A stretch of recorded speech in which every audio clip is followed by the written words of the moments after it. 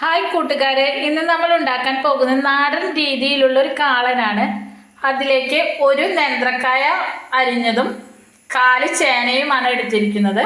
ഇനി നമ്മൾക്ക് തയ്യാറാക്കി നോക്കാം. കുക്കർ അടുപ്പത്ത് വെച്ചിട്ടുണ്ട്. അതിലേക്ക് ചേനയും നേന്ത്രക്കായും ഇടുക. ആവശ്യത്തിന് വെള്ളം ഒഴിക്കുക.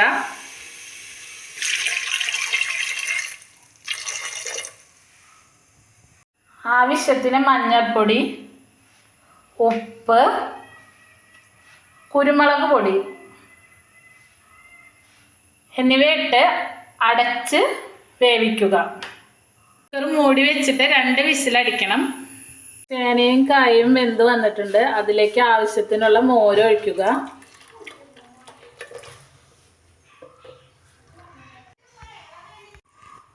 ഇനി ഇതിലേക്ക് അരച്ച് വെച്ചിരിക്കുന്ന തേങ്ങ ഇടുക.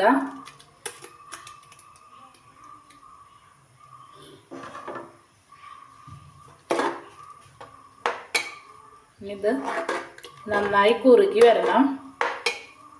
കാളൻ കുറുകി വന്നിട്ടുണ്ട്. ഇനി നമുക്ക് വറവിടാം. ചീഞ്ചട്ടി വെച്ച് അതിലേക്ക് ആവശ്യത്തിനുള്ള വെളിച്ചെണ്ണ ഒഴിച്ചിട്ടുണ്ട്. എണ്ണ ചൂടായി വന്നിട്ടുണ്ട്. അതിൽ ആവശ്യത്തിന് കടുക്, ഉലുവ, പച്ചമുളക് ഈ വറുത്തത് നമ്മൾ കാളനിലേക്ക് ഒഴിക്കുക.